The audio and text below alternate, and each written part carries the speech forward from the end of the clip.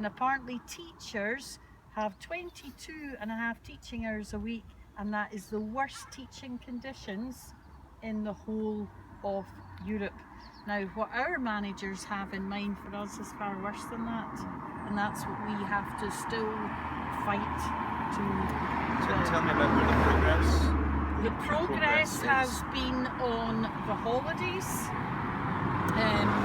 in the sense that what they have said is that they will conserve the holidays of the current teaching staff. New terms and conditions will be taken in for new staff, and that will be 50/60s holidays. There was some movement in that, but it's actually the class contact hours that are really the important thing, and they're an important thing for the students. Because if the lecturers have no preparation time, if the lecturers have no marking time, the quality of the education for these students in there and for every college in this country will be a disaster. And it would be so irresponsible of us to actually agree to anything that's worse than teachers. It would be ridiculous. We're concerned about the mental and physical health of the lecturers, and we're concerned about the attainment of the students, who are Scotland's future, let's face it. And we are dealing with people who have been failed by the school system, or this is their second chance. We've got these new, as you know, foundation apprenticeships coming in and all that. The lecturers need time to deal with these things, to cope with these things, and we need a voice. In the end of the day, you are the Scottish Government.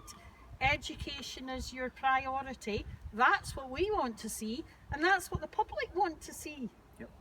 Well, can I take the opportunity to say thank you very much to all of you for being out and underlining these points. It's good to see that there's some progress, but there's obviously more progress that needs to be made, and you're right to be putting, I think, the contact time with all of your students absolutely front and centre, your considerations.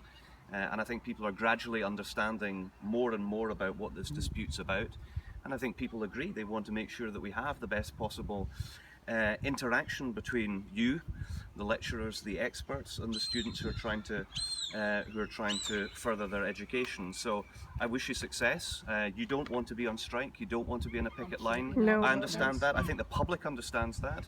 And I would want to take the opportunity, because I know we are being recorded in what we're saying and what we're doing. And I think the message really needs to be heard loud and clear by the management of the college sector, that there has to be further movement, there has to be a willingness to reach an agreement with yourselves, and I want you to understand that I am full square behind your efforts to try and get a resolution, which is why I'm happy to join you today, and I hope that you don't have to continue being out on strike because an agreement is reached, but I also understand that you're very resolved to get an appropriate and acceptable solution, because otherwise the problem's not going to go away. We also need the public to understand, the management are telling the public this is about us wanting better holidays, this is about us wanting a 9% pay rise, this is about nothing to do with that, this is about to do with harmonisation within the sector, which the Scottish Government have said they are committed to.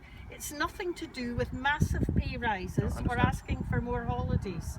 And we need to get that message across to the public as well. I'll be happy to underline that point today. Okay? Thank you. Is there... Great. Thank you very much. Thank you.